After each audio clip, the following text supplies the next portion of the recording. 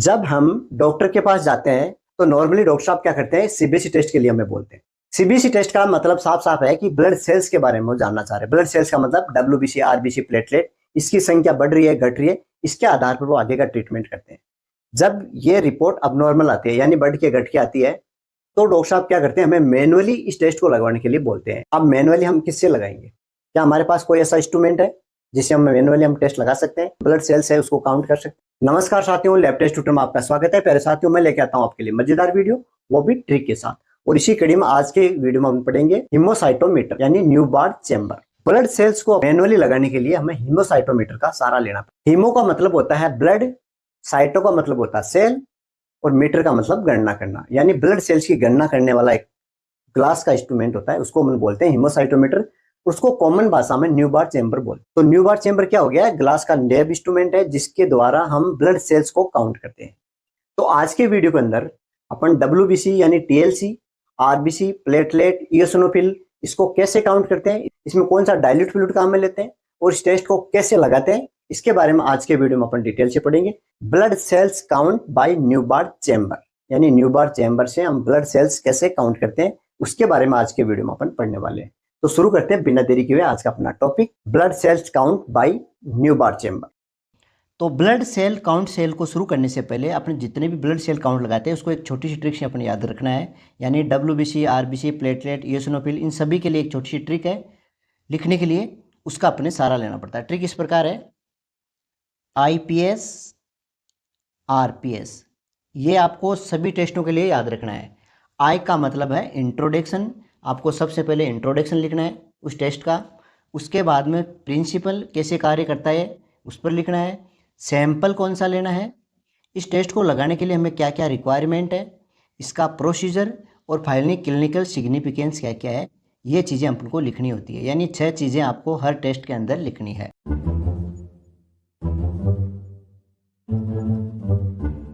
तो आज की अपनी थ्योरी की क्लास को शुरू करने से पहले एक बार अपन प्रैक्टिकल करके देंगे। तो चलते हैं लैब के अंदर और इसका प्रैक्टिकली करके देखते हैं किस तरह से टीएलसी काउंट। तो बच्चों, ये है अपनी लैब और मैं लेके आया हूँ आपको लैब के अंदर। यहाँ पर अपन करेंगे टीएलसी, टोटल ल्यूकोसाइट काउंट। तो इसकी में जो प्रमुख चीजें हमें आवश्यकता होगी, इनमें एक तो है अपना माइक्रोस्कोप, इसके अलावा हमें चाहिए डब्ल्यूबीसी डाइल्यूटिव फ्लूइड, इसके अलावा हमें चाहिए एक डब्ल्यूबीसी पिपेट। ये है डब्ल्यूबीसी पिपेट जिसके ऊपर 0.5 मार्क लिखा हुआ है और टोटल ऊपर का काउंट है वो 11 मार्क लिखा हुआ है। यानी 0.5 पर मार्क है एक तो, और एक 11 का मार्क है। इसके अलावा हमें एक और चाहिए, वो है न्यूबार्ट चेंबर। ये है आपके पास न्यूबार्ट चेंबर। सबसे पहले अपन के पास जिस व्यक्ति का अपन को टेस्ट लगाना है उसका एक सैंपल लेंगे ब्लड का ईडीटी वाइल के अंदर। सबसे पहले क्या करेंगे, अपन जो सैंपल दिया है इससे अपने डब्ल्यूबीसी पिपेट की सहायता से जो 0.5 मार्क है वहां तक ब्लड लेंगे। ब्लड लेने के बाद में क्या करेंगे, कॉटन से उसको बाहर से अच्छी तरह से साफ कर लेंगे। क्यों करेंगे? ताकि एक्स्ट्रा ब्लड है वो साफ हो जाए, और उसको दबा के बिल्कुल 0.5 मार्क पे लेना, ऊपर नीचे नहीं होने चाहिए। ठीक है। इसके बाद हम क्या करेंगे,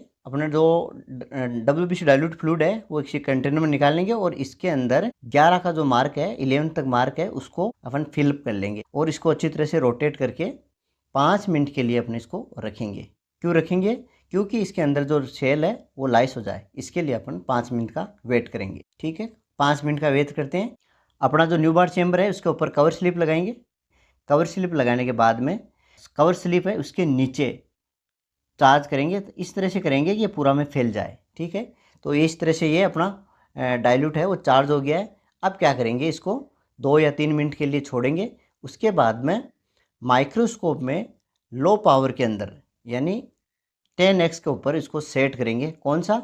इसके जो कॉर्नर पर है 4 डब्लू वाले 16-16 खाने बने हुए, उनको अपन एक को सेट करेंगे और प्रत्येक में जो भी डब्ल्यूबीसी है प्रत्येक काउंट करते जाएंगे, और जो अंतिम चारों का जोड़ के उसको 50 से गुणा करेंगे तो हमारे पास इसकी वैल्यू आ जाएगी। तो ये अपने प्रैक्टिकली करके देखा आपने कि टीएलसी किस तरह काउंट करते हैं। अब देखते हैं अपने एक एक टॉपिक को ले। तो प्यारे बच्चों, जितने भी अपने हीमेटोलॉजी और पैथोलॉजी के जितने भी टेस्ट है उनके अंदर एक छोटी सी ट्रिक लगाई है मैंने, आईपीएस, आरपीएस, ये 4-5 शब्द है, ये याद रखना है।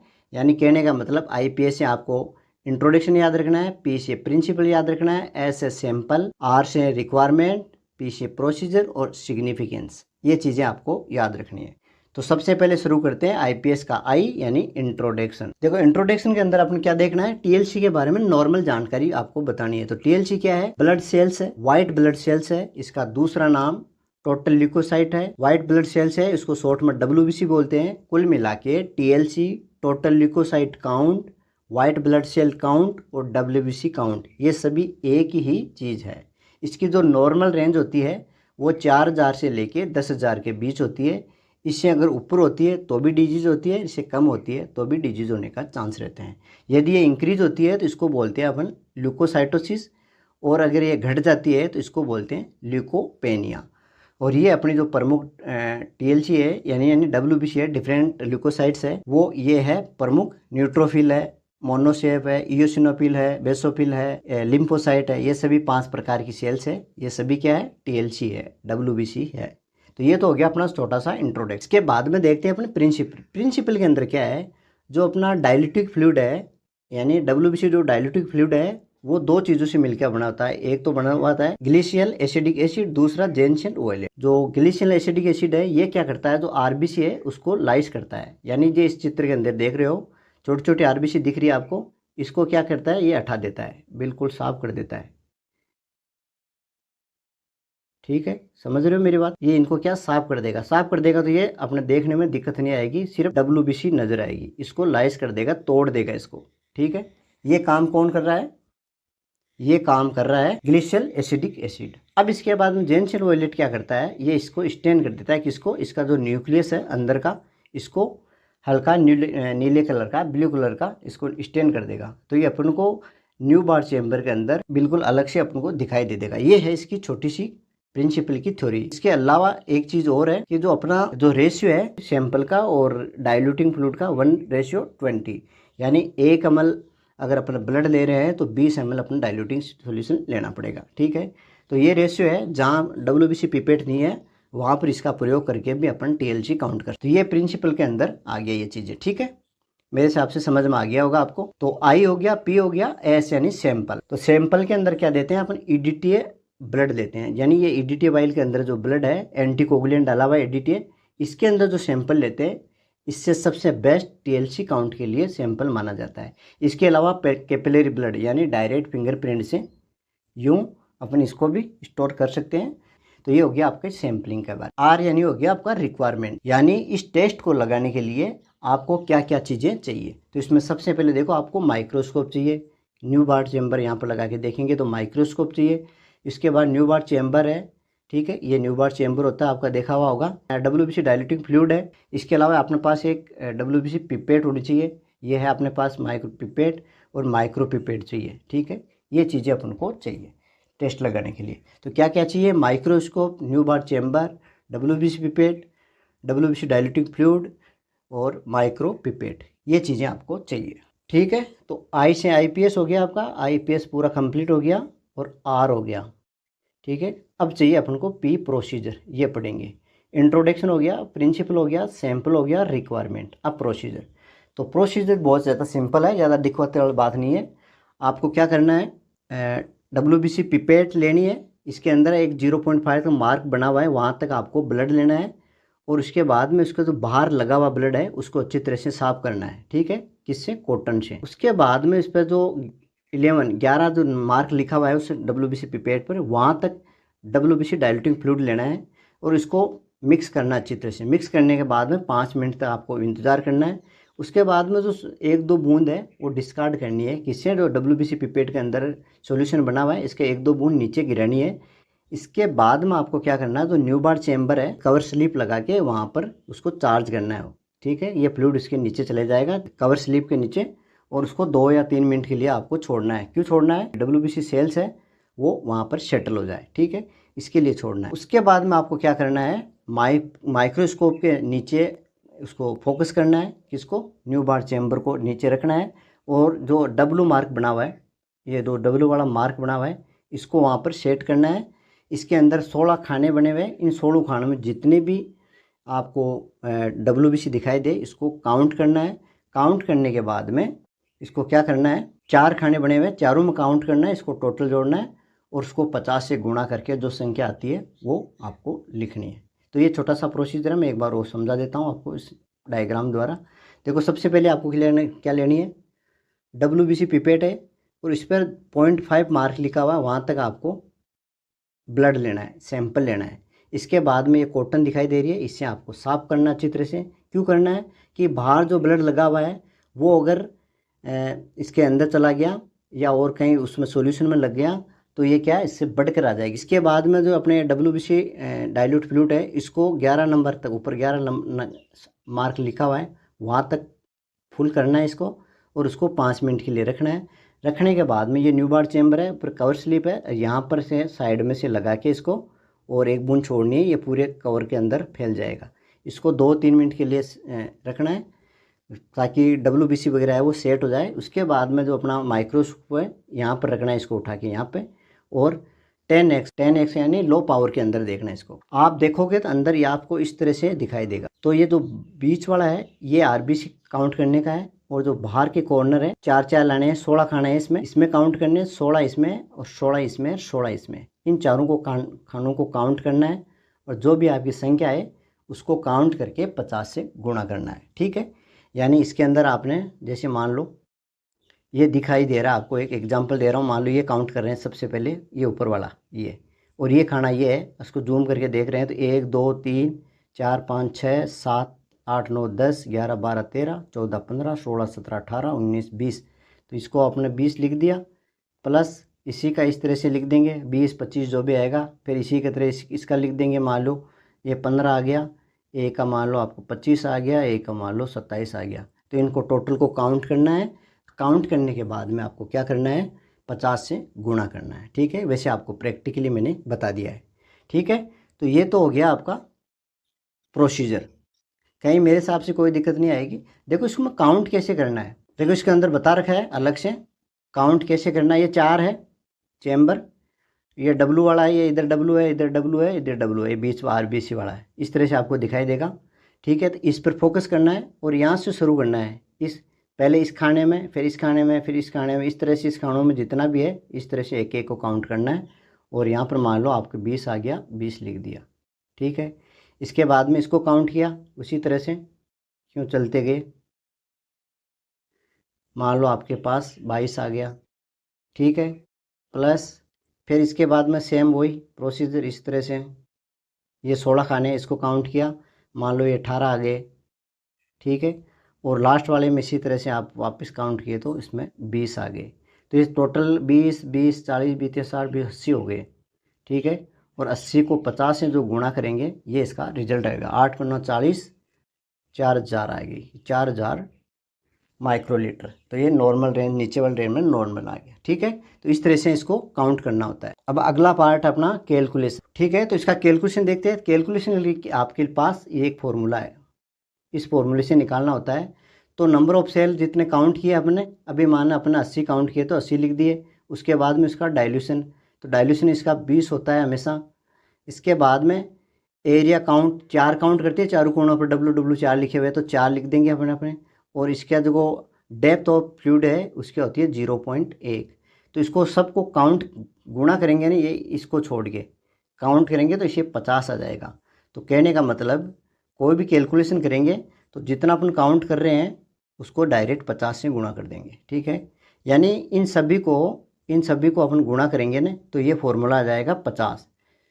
Number of white cell count किया वो प्लस 50 को गुणा करेंगे। अपने पास 80 आया था अभी, तो 80 को इससे 50 से गुणा करेंगे, जो संख्या आएगी वो इसका रिजल्ट आ जाएगा। ये होगी इसकी कैलकुलेशन। और लास्ट फाइनल देखते हैं इसका क्लिनिकल सिग्निफिकेंस। क्लिनिकल सिग्निफिकेंस का मतलब है कि कौन कौन सी बीमारियां हो सकती है और क्या क्या कहेंगे इसको। तो WBC की जो नॉर्मल रेंज है वो आपको पता है 4000 से 10000 के बीच में। इससे अगर डिक्रीज हो गई है, ये कम हो गई 4000 से, मान लो 3000 आ रही है, 2000 आ रही है, तो इसको बोलेंगे कंडीशन को ल्यूकोपेनिया। और ये बढ़ रही है 10000 से, मान लो 15000 आ गई, 20000 आ गई, 18000 आ गई, तो उसको बोलेंगे ल्यूकोसाइटोसिस। अब ल्यूकोपेनिया कब कब होता है, टाइफाइड की बीमारी है तब हो जाता है। यानी WBC है, TLC है, वो डाउन कब होती है, घटती कब है, टाइफाइड में गिर जाती है, ट्यूबरकुलोसिस में, हेपेटाइटिस हो गया, मलेरिया हो गया, एनीमिया, किससे, मेनली आयरन और B12 की डेफिशिएंसी को एनीमिया होता है, तो भी WBC डाउन हो जाती है। बढ़ कब जाती है, इन्फ्लामेशन यानी शरीर के अंदर कहीं भाग गए, कोई ऑर्गन है इसके अंदर सूजन आ गई, प्रेगनेंसी कंडीशन में सीवियर पेन हो रखा है खतरनाक, लुकेमिया हो गया, बीमारी है ब्लड कैंसर बोलते हैं इसको, ऑटोइम्यून डिजीज यानी गठिया बाय बोलते हैं मेनली, इस कंडीशन में क्या है इनके अंदर ये बढ़ जाती है।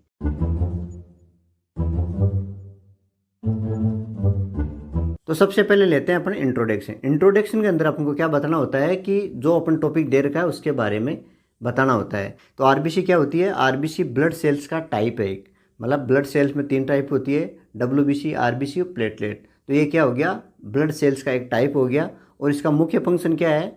ऑक्सीजन को बॉडी के जो विभिन्न पार्ट है वहाँ तक लेके जाती है और वहाँ से CO2 को लेके वापस आती है, ये काम करता है, यानी ऑक्सीजन कैरी करने का काम करती है। तो ये तो होगी इसकी सिंपल सी परिभाषा। इसके अलावा उसकी कुछ मुख्य बातें हैं, जैसे इसका कलर। तो आरबीसी का कलर कैसा होता है? रेड कलर होता है। इसका दूसरे नाम से इरिथ्रोसाइट के नाम से भी जाना जाता है। इसकी नॉर्मल रेंज है वो 4.5 से 5.5 लाख सेल्स पर माइक्रोलीटर होती है। ठीक है। शेप इसकी है वो बाइकेनकेव होती है। साइज है ये 7 से 8 माइक्रोमीटर होती है। और इसकी एज लाइफ है वो होती है 120 दिन की। विशेष तौर से जो बीमारी होती है वो एनीमिया है, थैलेसीमिया है, सिकल सेल एनीमिया है, पॉलीसीथीमिया वगैरह, ये बहुत सारी बीमारियाँ हैं। इसमें क्या होता है? न्यूक्लियस एब्सेंट होता है और इसका जो फॉर्मेशन है वो रेड बोन मैरो से होता है। ठीक है। तो ये सिंपल बातें अपन को इंट्रोडक्शन के अंदर लिखनी होती है। अगला पॉइंट है अपना इसका प्रिंसिपल। प्रिंसिपल क्या होता है? प्रिंसिपल का मतलब हो गया कि किस बेस पर ये कार्य कर रहा है, ये टेस्ट है किस बेस पर लगेगा। तो प्रिंसिपल के अंदर अपन क्या करते हैं, तो ब्लड सैंपल है उसको डाइल्यूटिव फ्लूइड के साथ मिक्स करके और इसको न्यू बार चैम्बर में चार्ज करके माइक्रोस्कोप के अंडर में इसको काउंट किया जाता है। कहने का मतलब इसको 1:1000 रेशियो यानी कहने का मतलब अगर 1 ड्रॉप अपन ब्लड सैंपल लेना है तो 200 ड्रॉप उसकी डाइल्यूटिंग फ्लूइड की लेनी है। उन दोनों को मिक्स करना है, कुछ देर की रखना है। रखने होने के बाद में इसको क्या करते हैं अपन न्यू बार चैम्बर को चार्ज करके माइक्रोस्कोप के अंदर इसको काउंट करते हैं। अगला पॉइंट है सैंपल। तो इसका सिंपल सा जो सबसे बेस्ट सैंपल होता है वो ईडीटी ब्लड होता है, या अपन कैपिलरी ब्लड भी ले सकते हैं। कैपिलरी ब्लड का मतलब फिंगर को प्रिक करके वहाँ से डायरेक्ट भी ले सकते हैं। ठीक है, यानी फिंगर प्रिक करके भी अपन इसको ले सकते हैं। इसके अलावा इसमें रिक्वायरमेंट क्या क्या है इस टेस्ट को लगाने के लिए? तो देखो माइक्रोस्कोप चाहिए अपन को, न्यू बार चैम्बर चाहिए, आरबीसी पिपेट चाहिए, आरबीसी डाइल्यूटिंग फ्लूइड चाहिए और कॉटन चाहिए। ये चीज़ें अपन को चाहिए, तब ये जाके टेस्ट। अगला पॉइंट रहेगा अपना प्रोसीजर। प्रोसीजर के अंदर अपन को क्या करना है, जो ये आरबीसी पिपेट दे रखी है इससे अपने इस टेस्ट लगा। सबसे पहले क्या लेते हैं, अपने सैंपल लेते हैं ईडीटी वाइल के अंदर, और ये आरबीसी पिपेट है, इस पर 0.5 मार्क लिखा हुआ था। यहाँ तक क्या लेते हैं अपन, ब्लड लेते हैं। उसके बाद हम क्या करते हैं, कॉटन की सहायता से और उसको जो बाहर जो ब्लड लगा हुआ था उसको साफ कर लेते हैं। ठीक है, दूसरा पॉइंट ये हो गया। तीसरा क्या करते हैं, अपने पास जो डाइल्यूटिंग फ्लूइड है उसको यहाँ तक उसको फिलअप कर लेते हैं। फिलअप करने का मतलब ये 1:20 रेशियो हो गया। ठीक है, इस रेशियो के अंदर ये अपन इसको फिलअप कर लिया। अब इसको क्या करते हैं, रोटेट करते हैं, अच्छी तरह से मिक्स करते हैं, कुछ देर के लिए इसको रखा होता है। रखने के बाद हम अपने क्या करते हैं, न्यू बार चैम्बर लेते हैं और उसके ऊपर कवर स्लिप लगा लेते हैं। कवर स्लिप लगाने के बाद में उसको चार्ज करते हैं, यानी कवर स्लिप और न्यू बार चैम्बर के बीच में जो ये अपने सॉल्यूशन तैयार किया था उसको छोड़ देते हैं। ये फैल जाता है इस तरह से। ठीक है, और इस तरह से इसका जो राइट बता रखा है कौन सा इसमें राइट है, तो जो राइट तरीका होता है वो होता है मतलब पूरा पर फैल जाना चाहिए अच्छी तरह से। ठीक है, वो हो गया। अब क्या करते हैं, इसको माइक्रोस्कोप के अंदर देख लाइट को कम करते हैं और लो पावर के अंदर इसको सेट करते हैं। ठीक है, 10x के अंदर इसको सेट करेंगे। उसका जो R वाला है बीच वाला ये पोर्शन, इसको अपन सेलेक्ट करेंगे। ये W वाला नहीं करेंगे, इस प्लेटलेट में करते हैं। ये बीच वाला पोर्शन लो पावर पर सिलेक्ट कर लेंगे। उसके बाद हम क्या करेंगे, उसको हाई पावर यानी 45x पर इसको सेट करके और उसके अंदर जो भी ये खाने दे रखे हैं, 1 मिनट, ये जो 25 स्कोर दे रखे हैं, यहाँ पर जितने भी अपन को आरबीसी दिखेगी इस तरह से एक प्रत्येक खाने में यूँ चलते जाएंगे और इसको काउंट करते रहेंगे। ठीक है, तो टोटल काउंट करने के बाद में उसको एक जगह लिख लेते हैं और उसको 10,000 से गुणा कर देते हैं। जो संख्या आएगी वो अपनी रीडिंग हो जाएगी। ठीक है, अब इसी चीज़ को अपन लिखेंगे कैसे। सबसे पहले क्या करना है, आरबीसी पिपेट लेनी है। आरबीसी पिपेट में जो ब्लड सैंपल है उसको 0.5 मार्क तक भरना है उसको। उसके बाद में कॉटन की सहायता से बाहर जो ब्लड लगा हुआ है उसको साफ करेंगे। साफ करने के बाद में आरबीसी में जो 101 मार्क लिखा हुआ है वहाँ तक डाइल्यूटेड फ्लूइड को मिलेंगे। उसके बाद में उसका जो बीच का जो बल्ब है उसके अंदर ब्लड को सैंपल को इकट्ठा करेंगे और हाथ से घुमा के उसको अच्छी तरह से मिक्स कर लेंगे। 5 मिनट इंतज़ार करेंगे। उसके बाद में आगे जो ड्रॉप है 1-2 ड्रॉप है वो अपन फिल्टर पेपर पर बाहर निकाल देंगे। उसके बाद हम क्या करेंगे, न्यू बार चैम्बर को अपन चार्ज करेंगे। चार्ज करने का मतलब न्यू बार चैम्बर और जो कवर स्लिप है उसके बीच में उस फ्लूइड को छोड़ देंगे। उसको 2-3 मिनट के लिए रखे रहने देंगे ताकि ये सेटल हो जाए। उसके बाद हम क्या करेंगे, जो बीचों बीच का आर लिखा हुआ होता है ना, आर मार्क वाला, उसके जो 25 स्मॉल स्कोर है उसको अपन काउंट करेंगे और जो संख्या आएगी उसको 10,000 से अपन गुणा कर देंगे और जो अपने को रिजल्ट प्राप्त होगा वही आरबीसी काउंट हो जाएगा। ठीक है, ये सिंपल सा इसका प्रोसीजर। अंतिम पॉइंट है अपना क्लिनिकल सिग्निफिकेंस क्या होता है, यानी इसकी नॉर्मल रेंज क्या होती है। अपन मोटा मोटी कहे तो 4 से 5.5 लाख के बीच में होती है इसकी। तो ये तो इसकी नॉर्मल रेंज है। अब ये कब बढ़ जाती है, कब घट जाती है। अब देखो बढ़ कब जाती है तो हीमो कंसंट्रेशन हो जाती है। किस कारण से, 2 चीज़ें मेनली दी रही है। एक तो बर्न केसेज होती है, यानी आग लगने से या शरीर जल जाता है उस कंडीशन में। डिहाइड्रेशन हो जाता है तब। इस 2 कंडीशन में क्या होता है, हीमो कंसंट्रेशन हो जाता है, ये बढ़ जाती है। इसके अलावा क्रोनिक हार्ट डिजीज है उसके अंदर बढ़ जाती है, एम्फीसेमा में बढ़ जाती है और पॉलीसिथीमिया में बढ़ जाती है। ठीक है, और घट कब जाती है, उम्र के हिसाब से। अगर एज ज़्यादा हो रही है धीरे धीरे तो उसमें घट जाती है ये। प्रेगनेंसी केस में घट जाती है, एनीमिया केस के अंदर ये घट जाती है। तो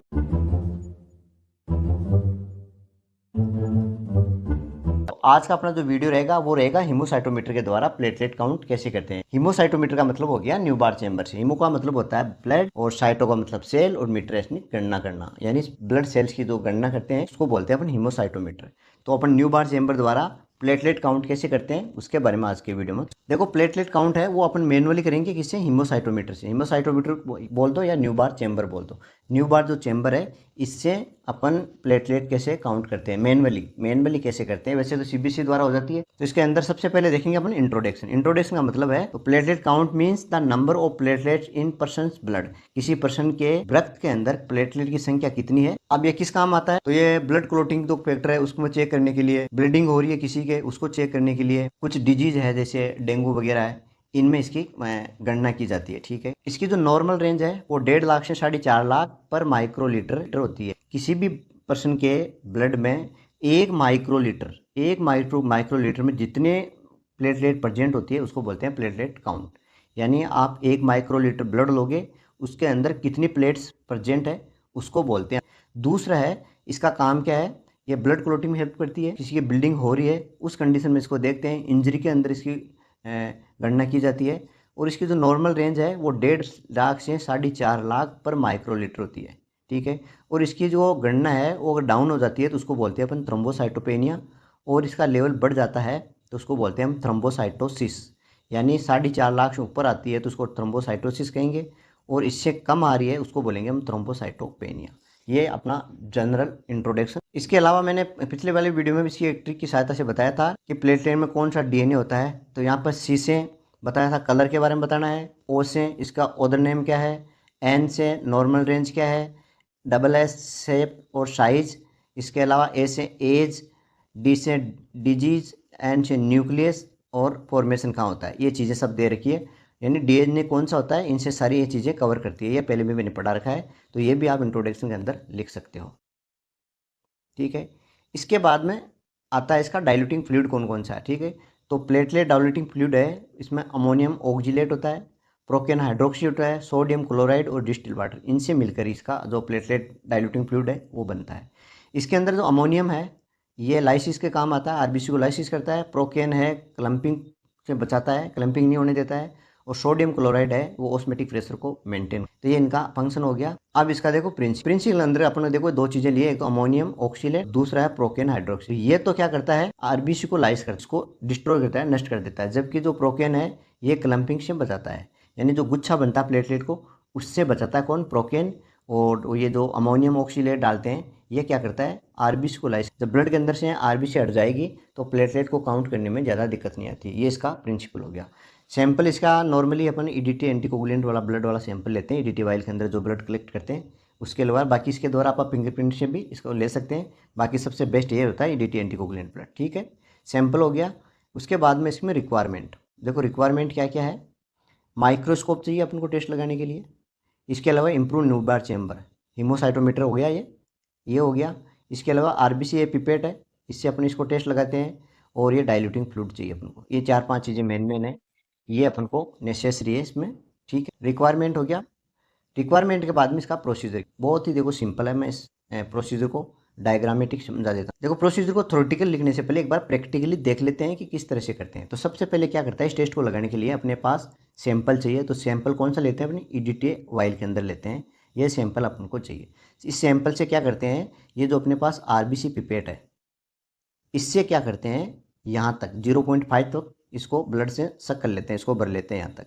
और बाहर की तरफ जो ब्लड लगा हुआ है उसको कॉटन से साफ कर लेते हैं। इसको साफ करने के बाद में प्लेटलेट का जो डायल्यूटिक फ्लूइड है उसको यहाँ तक 101 मार्क है, यहाँ तक फिल कर लेते हैं। और इस चेम्बर के अंदर इकट्ठा करके और हाथों की सहायता से घुमाते हैं, इसको मिक्स करते हैं। और इसको 5 मिनट रखे रहते हैं। क्यों रखते हैं, कि उसके अंदर जो आरबीसी है वो लाइस हो जाए। अब इसके बाद में क्या करेंगे कि ये जो अपने पास चेम्बर है, न्यूबार चेम्बर, यहाँ पर अपने उसके ऊपर एक कवर स्लिप, और कवर स्लिप और इस न्यूबार चेम्बर के बीच में इसको यहाँ पर टच कराएंगे। टच कराने पर ये जो को इसका ये अंदर का जो फ्लूइड है ये इस पर पूरा पर फैल जाएगा। ठीक है, फैलने के बाद में क्या करेंगे, इसको 2 मिनट के लिए अपन रखेंगे। क्यों रखेंगे, ताकि जो इसके सेल है वो सेटल हो जाए। इसके बाद में क्या करेंगे, इस न्यूबार चेम्बर को 10x पर लो पावर के अंदर इसको सेट करेंगे। यहाँ पर सेट करने के बाद में इसके अंदर देखो डब्लू वाला ये चेम्बर दिखेंगे ऐसे, और अंदर का ये है, ये दिखेगा अपना आरबीसी का। ये 25 खाने हैं, इनको सेट करेंगे। और प्रत्येक में अब इसमें क्या करेंगे, जो जो अपन को जैसे मान लो अपन को ये प्लेटलेट दिखी ऐसे छोटी छोटी, ये प्लेट जैसे दाने दाने ये दिख रहे हैं, इस तरह से अंदर अंदर छोटी छोटी दिखेगी अपन को खूब सारी। ठीक है, तो इनको काउंट करेंगे इस तरह से, पहले इधर, फिर ऐसे ऐसे और ऐसे, इनको काउंट कर लेंगे। काउंट करके और उसको एक फॉर्मूला होता है, इसके द्वारा उसको गुणा करके अपन जो संख्या आएगी उसको अपन नोट कर लेंगे। अब इसको कैसे लिखेंगे, देखो सबसे पहले क्या करें, mix the blood specially gently, बिल्कुल केयरफुली सावधानी से जो अपने आपने ईडीटी वाइल में जो ब्लड है इसको अच्छी तरह से मिक्स करेंगे। ठीक है, मिक्स करने के बाद में आरबीसी पिपेट लेंगे और उसमें 0.5 तक उसको ब्लड को भर लेंगे, उस वहाँ तक अपन को इसको फुल कर लेंगे। इसके बाद में बाहर जो ब्लड लगा हुआ है उसको कॉटन से अपन साफ कर लेंगे, वो चीज़ें लिखी हुई है। फिर उसके बाद में अपने पास जो डाइल्यूटिंग फ्लूइड है, प्लेटलेट के लिए डाइल्यूटिंग फ्लूइड आता है, उसको 101 मार्क, आरबीसी पिपेट के ऊपर 101 मार्क लिखा हुआ है, वहाँ तक इसको फिल करेंगे। फिल करने के बाद में यहाँ तक भर लिया 111, यहाँ तक इस बल्ब के अंदर अपन इसको इकट्ठा कर लेंगे। ठीक है, तो इसको अच्छी तरह से इस बल्ब के अंदर मिक्स करना है। मिक्स करने के बाद में अपन को 5 मिनट वेट करना है, 5 मिनट इंतजार करना है। फिर उसके बाद में से उसके जो एक ड्रॉप है आरबीसी पिपेट में, वो ड्रॉप डिस्कार्ड कर देंगे, हटा देंगे, नीचे डाल देंगे, उससे नीचे डिस्कार्ड कर देंगे उसको। फिर उसमें एक स्मॉल ड्रॉप है, वो काउंटर चेम्बर, अपना जो न्यूबार चेम्बर है उसमें चार्ज करेंगे, यानी एक कवर स्लिप लगाएंगे और कवर स्लिप और न्यूबार चेम्बर के बीच में उसको एक बूंद इस तरह से छोड़ेंगे कि वो पूरा पर फैल जाए। ठीक है, तो ये हो गया। उसके बाद में उसको 5-7 मिनट के लिए अपन सेटल होने के लिए उसको छोड़ देंगे। छोड़ने के बाद में क्या करेंगे, ठीक है, माइक्रोस्कोप पर 10x के अंदर इसको फोकस कहाँ करना है, तो ये आरबीसी वाला चेम्बर है ना, यहाँ पर फोकस करना है, नेक इधर। देखो डब्ल्यूबीसी प्लेटलेट अपन काउंट करते हैं ना, डब्ल्यूबीसी तो इस पर चारों कोनों वालों पर करते हैं, जबकि आरबीसी अपन काउंट करेंगे और प्लेटलेट काउंट करेंगे तो बीच वालों पर। उसका 2-3 मिनट वेट करेंगे। उसके बाद हम क्या करेंगे, उसको लो पावर के अंदर उसको सेट करेंगे। कौन सा एरिया, आरबीसी वाला सेट उसको है, मैग्नीफाई करेंगे उसको, वहाँ पर उसको उन स्कोर जो 25 स्कोर भी मैंने बताए थे, ये देखो 1 मिनट, ये वाला एरिया है वो फोकस करेंगे और उसमें जो 25 खाने हैं उसको इस तरह से अपन काउंट करेंगे। ठीक है, ये चीज़ें लिखी हुई है। आरबीसी वाले पर फोकस करेंगे, लो पावर पर करेंगे, और उसके जो 25 स्मॉल खाने हैं इनमें जितने भी स्क्वायर है उन सबको अपन काउंट करें। अब उसके बाद में इसमें एक फॉर्मूला लगता है, उस फॉर्मूले से उसको गुणा कर देंगे। ठीक है, अब जो भी संख्या आएगी उसको 2000 से गुणा कर देंगे। जो संख्या आएगी वो प्लेटलेट की काउंटिंग हो जाएगी। यानी अपने पास जो भी नंबर आएगा उसको 2000 से गुणा करना है, तो जो संख्या आएगी वो उसकी प्लेटलेट की काउंटिंग हो जाएगी। ठीक है, तो ये छोटा सा प्रोसीजर आपको हिंदी में देखना है तो आप इसको हिंदी में भी इस तरह से लिख सकते हो। इसके बाद में आता है अपना क्लिनिकल सिग्निफिकेंस, यानी क्लिनिक सिग्निफिकेंस का मतलब है बढ़ जाता है तो क्या कहलाते हैं, घट जाता है तो क्या हो जाता है, किस कंडीशन में से किया जाता है। तो ये ब्लीडिंग डिसऑर्डर के लिए किया जाता है मेनली। तो इसके अलावा इसको घट जाती है, रेंज घट जाती है, इसको थ्रोम्बोसाइटोपेनिया कहते हैं।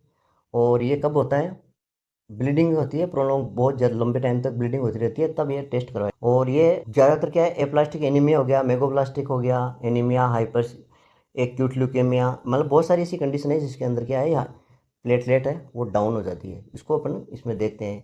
इसके अलावा कुछ कंडीशन है जिसके अंदर बढ़ जाता है, पॉलीसीथीमिया के अंदर बढ़ जाता है, और ये अपना ल्यूकेमिया है इनमें बढ़ जाता है। तो थ्रोम्बोसाइटिस हो गया बढ़ने वाला, और घटने वाला गया थ्रोम्बोसाइटोपेनिया, ठीक है। तो ये दो चीज़ें इसमें अपन को ज़्यादातर याद रखनी है, और ब्लीडिंग डिसऑर्डर, ठीक है। यानी तीन चीज़ इसके अंदर याद रखनी है। ब्लीडिंग डिसऑर्डर के लिए किया जाता है टेस्ट, दूसरा इसकी जो रेंज घट जाती है, प्लेटलेट संख्या घट जाती है, उसको थ्रोम्बोसाइटोपेनिया कहते हैं। और ये एप्लास्टिक एनीमिया, मेगोप्लास्टिक एनीमिया, डेंगू, इन चीज़ों में घट जाती है। और थ्रोम्बोसाइटोसिस होता है, बढ़ जाती है प्लेटलेट, उसको बोलते हैं पॉलीसीथीमिया वेरा है। इसके अलावा स्प्लीन अपन रिमूव कर दें तब हो जाती है। क्रोनिक कुछ डिजीज होती है उस इंट्रोडक्शन के अंदर देखेंगे ईओसिनोफिल क्या है। तो ईओसिनोफिल क्या है, व्हाइट ब्लड सेल है, और ये किसको सपोर्ट करती है, इम्यूनो सिस्टम को। हमारी बॉडी की जो इम्यूनो सिस्टम है इसको सपोर्ट करती है। हमारी बॉडी के अंदर ये 5 व्हाइट ब्लड सेल्स होती है, ये basophil, eosinophil, lymphocyte, neutrophil, monocyte. और इसको मैंने ट्रिक से भी पढ़ा था, व्हाइट बेलन में ग्रेन्यूल्स। तो बेलन के बीच से basophil, eosinophil, lymphocyte, neutrophil, monocyte, ठीक है। ये मैंने आपको पिछले वाले वीडियो में ट्रिक की सहायता से बताया था, और उनकी रेंज को याद करना भी सिखाया था, ठीक है। अब इसका रोल क्या होता है ईओसिनोफिल का, तो ठीक है, ये क्या करता है, पैरासाइट से फाइट करता है। पैरासाइट क्या होता है, पैरासाइट वो जीव होते हैं जो दूसरे जीवों पर डिपेंड रहते हैं, यानी खुद को जीने के लिए दूसरे जीवों के ऊपर डिपेंड होना था। इसके अंदर अपन वार्म हो गया, यानी टेप वार्म है, राउंड वार्म है, पिताकृमि बोलते हैं ना अपन, वो हो गया इसके अंदर, ठीक है। इसके अलावा एलर्जिक रिएक्शन के अंदर ये इसका कंट्रीब्यूशन होता है। इम्यूनो रिस्पॉन्स को मेंटेन करता है, इन्फ्लेमेशन को मेंटेन करता है। इसकी जो मेन खासियत क्या होती है, ईओसिनोफिल के अंदर एक एंजाइम होती है, ये एंजाइम क्या करते हैं, पैथोजन को किल कर देते हैं, मागी। पैथोजन कौन से होते हैं, बैक्टीरिया, वायरस है, इनको क्या करती है, ये मार देती है, और हमें बीमारियों से बचाने में मदद कर। तो ये तो हो गया इसका इंट्रोडक्शन। और ये आपके पास ईओसिनोफिल का एक डायग्राम दे रखा है, दो लोब है इसके न्यूक्लियस का, और ग्रेन्यूल्स बने हुए हैं, यानी ग्रेन्यूल टाइप की है, ये वाइट सेल्स है, ठीक है। तो ये तो हो गया अपना इंट्रोडक्शन।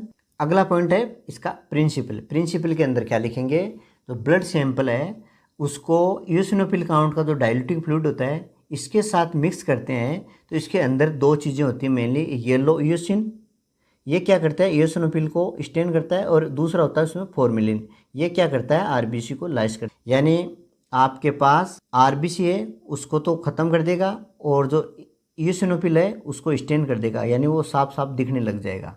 अब क्या करेंगे, उसको न्यू बार चैम्बर के अंदर, आरबीसी है नहीं, ईओसिनोफिल है, वो स्टेन होगी, यानी उस पर कलर चढ़ गया है, तो अपन को साफ दिखाई देगी, और उसको अपन काउंट कर लेंगे, ठीक है। तो ये हो गया इसका प्रिंसिपल। यानी प्रिंसिपल क्या हो गया, डाइल्यूटिंग फ्लूइड के साथ ब्लड को मिक्स करते हैं, तो ये क्या करता है, इसके अंदर येलो ईओसिन होता है, वो क्या करता है, इसको स्टेन कर देता है, फॉर्मेलिन है, आरबीसी को लाइस कर देती है।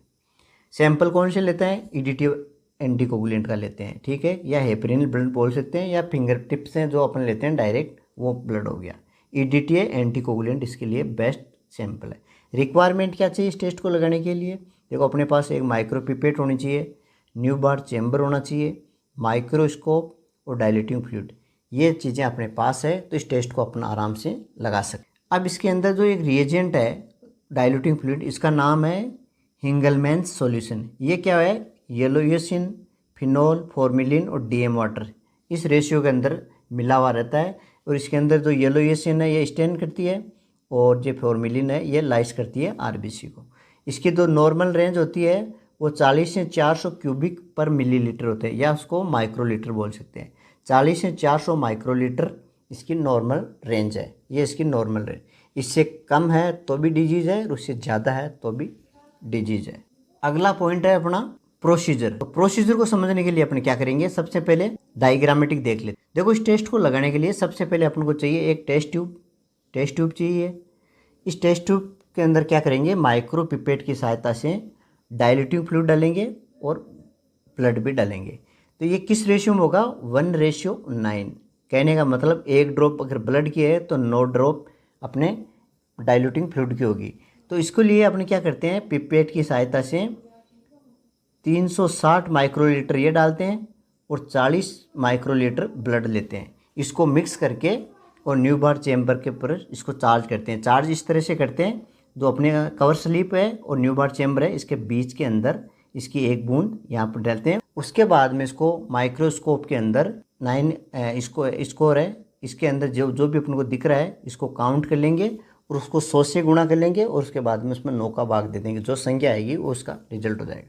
इसी चीज़ को अपन कैसे लिखेंगे वो देख लेते हैं। सबसे पहले अपन क्या करेंगे, माइक्रो पिपेट की सहायता से 360 माइक्रोलीटर अपन डाइल्यूटिव फ्लूइड लेंगे और 40 माइक्रोलीटर क्या लेंगे अपना ब्लड, दोनों को मिक्स करेंगे। 10 मिनट तक उसका इंतज़ार करेंगे।